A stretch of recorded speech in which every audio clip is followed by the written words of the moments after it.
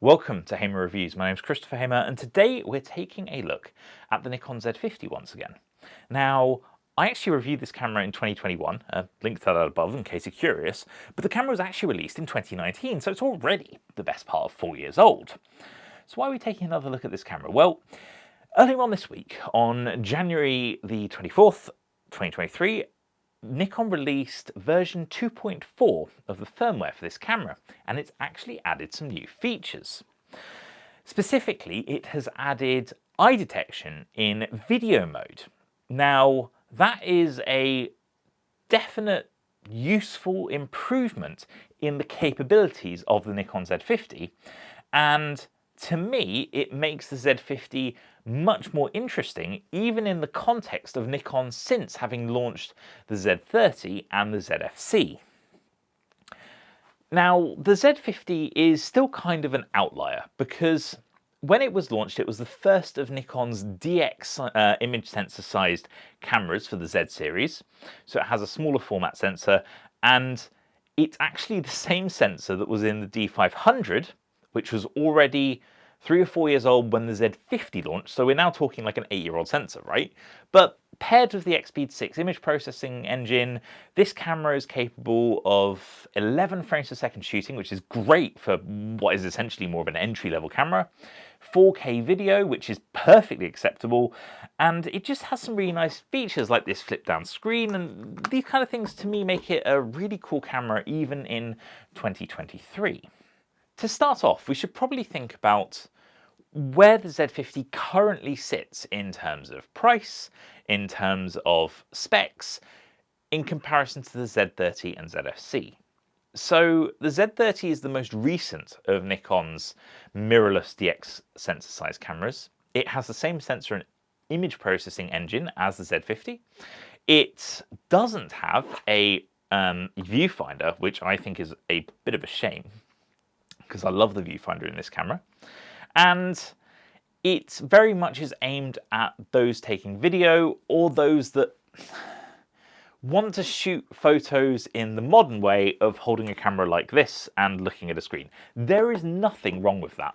At the end of the day, smartphones have conditioned many people to use their cameras differently, and let's be honest, there's no right or wrong way as long as you get the photo that you wanted to take to begin with. However, having that viewfinder, in my opinion, is very handy. Now, the Z30 costs around £740, I believe, with the Nikon 16 to 50 DX lens, which is pretty much the basic lens that you should buy if you don't have any other Nikon equipment and you're considering any of their DX sensor size Z series cameras. Then you have the ZFC. Now, the ZFC is an outlier in its own right because it takes the design of yesteryear and applies it to pretty much the internals of the Z50, and it costs £1,089 with the same lens, so a cool silver version of it to match the body.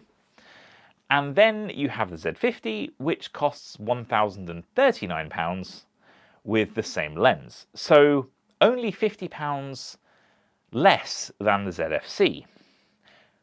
But that's not everything.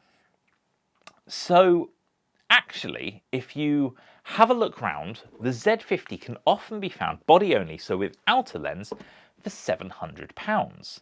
That very quickly makes it an interesting alternative to the Z30, especially if you want a viewfinder. And there's one other thing that the Z50 has that no other Nikon Z series camera has, and that's a built-in flash. Now, Nikon is actually exiting the flash market. They literally this week as well announced that they've ceased production of the SP500 and SP5000, which I think were the last flash guns they were producing. And I wonder whether this might be the last Nikon camera with a built-in flash. It would kind of be odd if it was, because especially on more consumer-oriented cameras, it's always been useful. But that means the Z50 actually has some very useful features that you just don't get in the rest of Nikon Z series lineup. In addition, at £700, it becomes very aggressively priced even against the Z30, because you can go out and buy a used 16-50 even from a retailer from £160 from someone like MVP, but on eBay you can often get them for closer to 120, 130 if you're willing to stay up late one night and grab one that's been listed at a weird time. So price-wise, this camera has a lot going for it. And then we have the whole thing about Nikon continuing to add features, even 4 years after a fairly low-tier camera's release. And yes, the eye detection in video mode does make a difference, in my opinion. I do not use this as my main video camera. I use it as a secondary camera at most. But I especially use it when I want something light, because as much as I can put my Z6 II on my gimbal, in fact it works perfectly fine, I like the lighter one because it just means it's easier to hold. So the Z50 gets used for that a lot, and that is exactly when I am shooting video of faces, and often eye detection is very handy. Now, the eye detection in this camera is not the best in the business. It's not the best in Nikon's lineup, and at the time when this Nikon Z50 was released, Nikon was certainly lagging behind. But it has had continual improvements. It's certainly better than it was when it was launched, and now we have it in video mode. I'm genuinely very pleased, because I think it's something that adds value even after owning a camera for 3 years or 4 years if you bought it when it was new. And this camera is no less capable than the Z30 and the ZFC. At the end of the day, both of those other cameras have the exact same internals as this camera. Yes, there will have been some minor tweaks here and there, but the sensor and the image processor are the same. So to me, it means that the Z50 continues to remain a very good choice if you want an entry-level camera.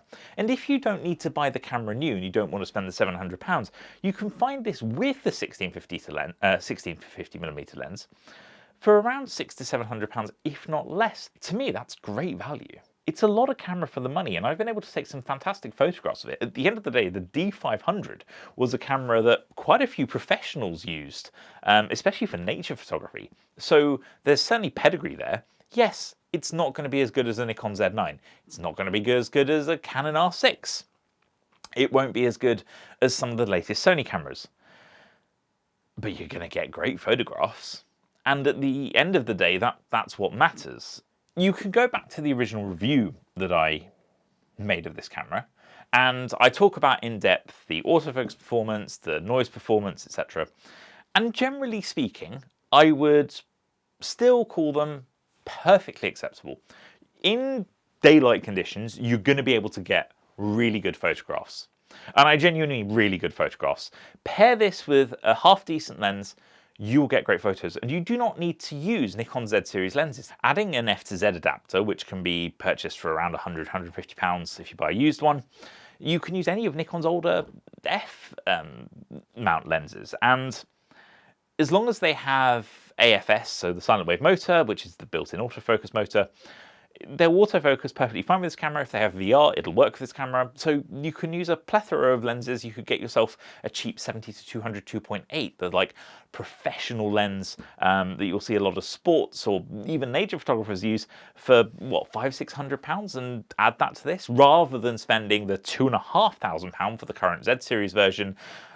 You know, you are allowed to save money if you don't want to spend it on brand new kit, and you'll still get great photographs with this camera. It's a great pairing. If you add something like a 70 or 200, it's worth remembering that it'll be the equivalent field of view as a 280mm lens on a full frame camera. So you're gaining, to a certain extent, a little bit of that sort of close-up action from a 200mm lens due to this having a crop sensor. I'm not saying the Z50 is perfect. There are some things which, even if you're using it for content creation like video, are still probably going to frustrate you. For instance, the lack of headphone port on this, which I still think is wild. Or the fact that it uses micro USB and micro HDMI, which are also frustrating things. It has built-in auto modes, it has custom setting modes if you want them, you have the usual Nikon menu, which I still think is one of the easiest to use, and it has a touchscreen, which makes your life easier as well. overall, the Nikon Z50, even in 2023, still kind of makes sense. Now, I'm not saying I'd rush out and buy one at £1,039, including the lens, but for £700, I'd certainly consider a new one. And equally, a used one is probably going to be a great deal now as well. Given that Nikon Z30 and Zfc also use the same internals, it wouldn't be surprising to me to see further updates to this camera even down the line in the future, despite it already being 4 years old. So you also have a certain level of continual development, which is pretty impressive. And to be frank, one of the things I think Nikon has done really well with the Z series is add features after the fact, whether it is adding features they promise, such as Nikon's NRAW video in the Z9, or continuing to improve the Nikon Z6 to the point that it's as good as the Z6 II, pretty much. So I think that you can be safe in the knowledge that at the very least this camera has been developed as fully as possible, and if you bought one early, you've got a really good deal in terms of gaining additional features after the fact. Or you may well get future updates as well that continue to add value to a camera that's getting on a bit, to be honest. Now, this isn't all to say that we aren't due an update of the DX line for the Z series, and there are some glaring omissions like in-body image stabilization on the sensor, which is still surprising that it was left out on the Z30. But I assume that at some point we're going to see a new sensor, which will have IBIS, and then we will see the replacement of the Z50, Z30 and Zfc. Perhaps not the Zfc, I think that might be an outlier like the Nikon DF, but that remains to be seen. So yeah, there you have it. The Z50 has had an update recently. It continues to be a pretty useful camera, and Nikon just made it better. So if you have a Z50, make sure you go out and download that update and update your camera to gain new features. And if you haven't updated it since you bought it, you might be in for a bit of a surprise, because there'll certainly be some new features for you there, including obviously the new eye detection in video mode. And equally, if you are considering buying one, then yeah, I would keep an eye out. And if you're not too averse to buying used equipment, especially if it's from a proper retailer, then you can certainly stand to benefit there too. Hopefully you found this useful. If you want to learn more about the Nikon Z50, my main review is probably still a great place to go back to learn more. Equally, if you have specific questions, pop them in the comment section and I will try my best to help.